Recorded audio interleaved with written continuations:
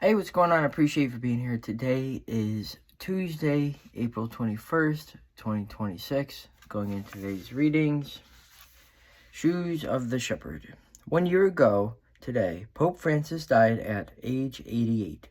His final choices for his burial and celebration of life reflected the same humility that marked his papacy. Before his death, Pope Francis asked to be buried in the worn-out orthopedic shoes he had used throughout his ministry.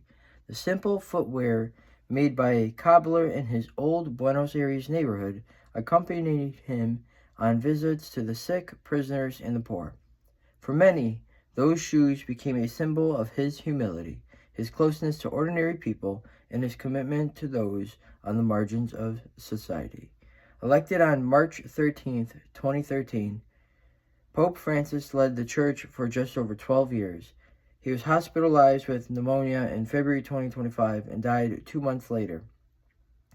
His final public appearance came out Easter Sunday last year, when he waved from St. Peter's Basilica and gave his last Easter blessing.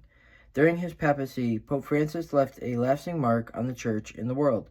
He called for a renewed focus on mercy, opening the extraordinary Jubilee Year of Mercy in 2016.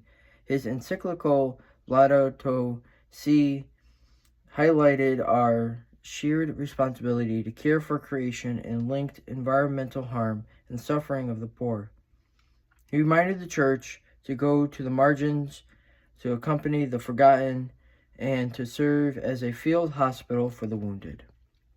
Pope Francis was laid to rest in the Basilica of St. Mary's Major, near an icon of the Madonna he often visited. His life and death reflected the vision he often preached, that pastors should be shepherds who remain close to those they serve, that they carry the smell of the sheep. The worn shoes on his feet for his burial point to his own deep desire to be a shepherd who walked among his flock.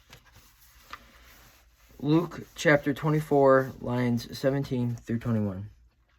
He asked them, "What are you discussing as you walk along?" They stopped, looked downcast. One of them, named Cleopas, said to them in reply, "Are you the only visitor to Jerusalem who does not know of the things that have taken place there these days?" And he replied to them, "What sort of things?"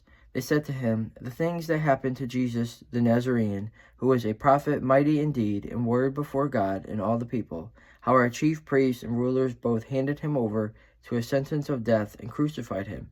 But we were hoping that he would be the one to redeem Israel." The disciples didn't recognize Jesus in some dramatic meeting, as when Peter spotted him on the shore. They recognized him in the breaking of the bread.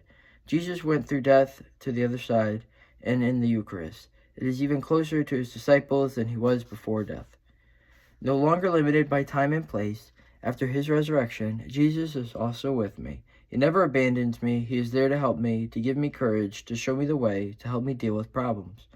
We've all got problems in our lives, and to know that the Lord is with me through these kind of things can make a huge difference. I know I am not alone. Spend some quiet time with the Lord.